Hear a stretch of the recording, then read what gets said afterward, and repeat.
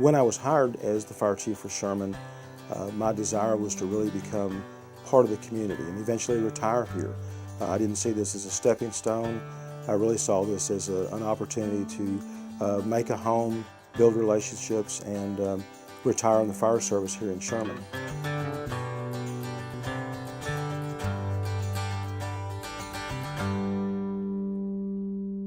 I selected a church home, found a neighborhood that I felt comfortable in, met some of the local business leaders, current and former politicians, shopped locally, was invited and accepted invitations to speak at the Rotary Club, the Lions Club, did a lot of public education programs at the local churches, local public schools, and really, again, became part of the community. My first story was actually dealing with the Sherman Fire Department, showing off their technical rescue team. That's a special program that not a lot of area fire departments here have. They took me up into a building and let me fall down, kind of show what would happen in that kind of situation. The first time I'd ever met him was that morning. I arrived late. There was something that had prevented us from showing up on time, and I didn't realize the chief was actually going to be there. And when I arrived, he had been there for over 2 hours waiting on us. He got there early to make sure everything was set up for us. And right then and there, I knew that he was a good guy, both professionally and just as a regular person. Not long after my arrival, being, I guess, a typical dad, faced with typical dad issues, my teenage daughter was ready for her first car. I prefer to shop as local as I can, deal with local businesses and in this case, a dealership. So I went to the local Ford dealer, and my daughter already had picked out the color, options, all the doodads that went with her very first car.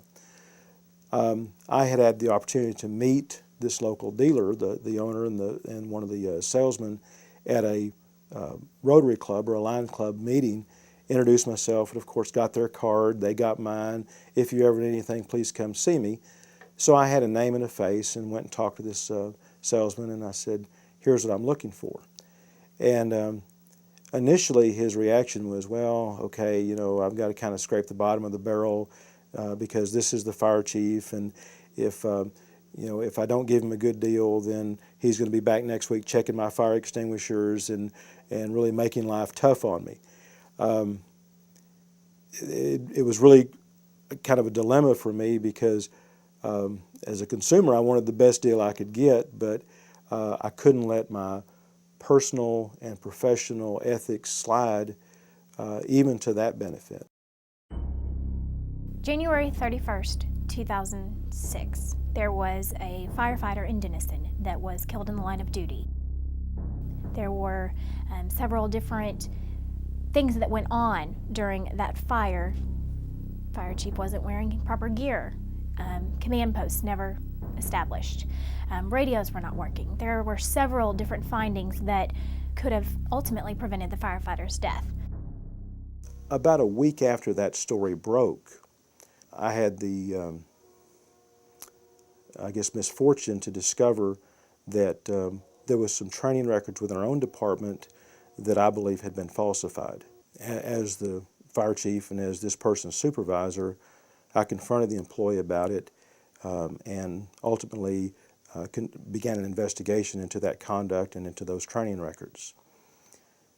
In response to that inquiry, this employee indicated not only to my supervisor but to other members of the community that not only did I know about that practice, but that I condoned that. Chief Jones went under investigation, and rumors started flying that training was involved. The city manager made the decision to put me on suspension. I was relieved of my duties as the fire chief. Once you have one story that evolves and everyone's talking, were they really doing the right training? Were they lying about it? You're going to think next time, if just a week later, you're going to think that was the same problem that happened at the other department.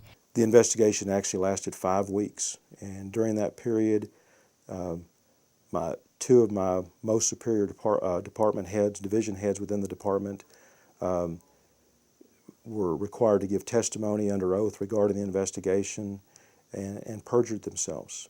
They gave false testimony, gave false information, and whether that was in their behalf against this other member or against me, it led to a very cloudy environment. Rumors flying every which way, and ones that you think are possibly true, some that you think no way. There were allegations, everything from improper personal conduct, embezzlement of funds, inappropriate relationships. The allegations and the rumors just went wild. I was faced with a pretty tough decision personally because when I was initially suspended, I was not given any information regarding the allegations or even where they had come from. Did he really know? Did he not? And the fact that when he says he didn't know, we believed him, but we couldn't understand why we didn't know. You know, we couldn't understand why he was not told himself.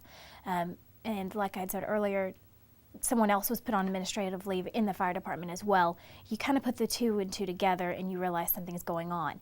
Firefighters were talking, rumors were flying with them. To my surprise, and I guess ultimately my benefit, a lot of these same community leaders that I'd come to know came to my defense. There were a lot of people that were saying, you know, I can't believe this. There's something wrong here because Chief Jones has always been someone that we can depend on, an honest person. Interesting, one of the first people to contact me was this car dealer that I'd dealt with on this previous occasion, called and said, you know what, we hear what's going on. I want to let you know that we don't believe the allegations. What we're hearing and what we know are really two different things. And not only was that valuable professionally, but also personally. I recognized that that business relationship, that relationship that I had built way prior to an event, just in my own life, came back as a positive.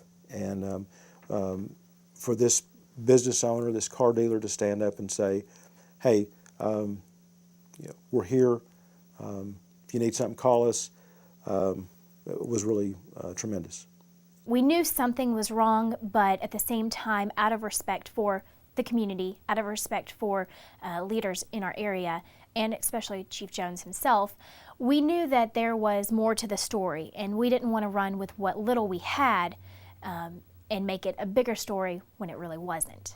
The investigation continued and in fact proved that there was no inappropriate conduct, that the allegations made against me were false, and that although there was some improper conduct by members of my staff, that it didn't involve inappropriate conduct by me.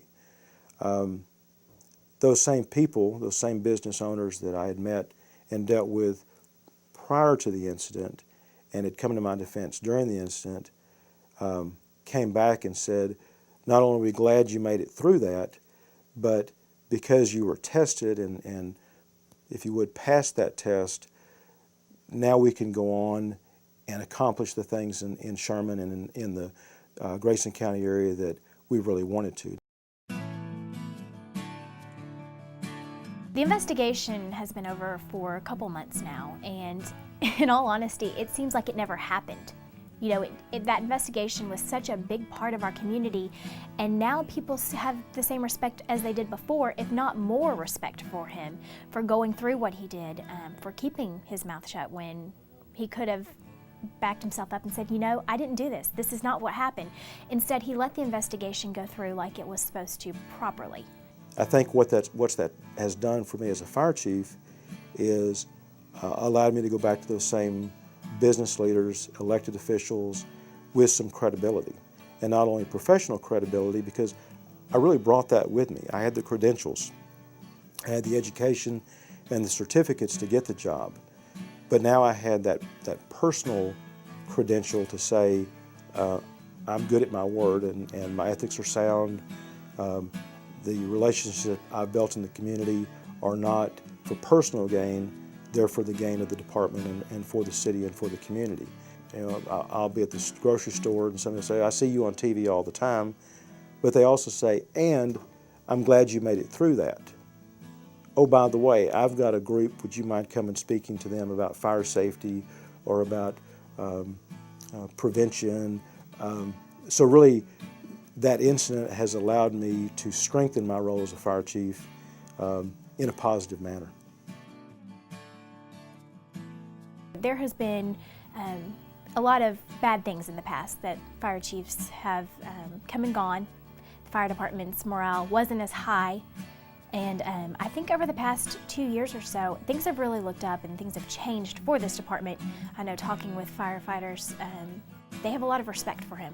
They think he has a lot of character, and that's a good thing, not only for the department, but for the community as well. The Executive Fire Officer program, the program is really meant and designed for building potential fire chiefs and providing them information as part of that professional growth to anticipate and be able to deal with issues before they come up. In particular, the Community Risk Reduction program is in a large part about gaining that public trust so that as we go out and try to prepare for, pre-plan, prevent these local events, whether it be a flood or a fire or whatever that specific hazard is for the community, that citizen has to look at the public official and say, I don't have to listen to what he's saying because he's the fire chief. I want to listen to him because I trust what he has to say.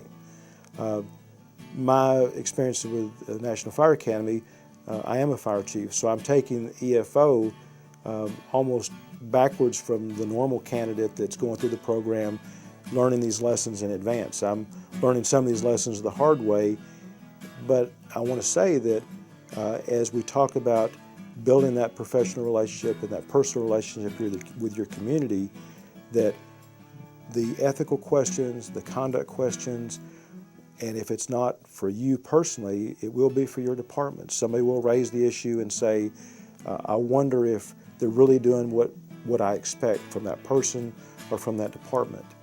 So as we prepare ourselves and as we prepare our peers for this job, it's really important to build those relationships early.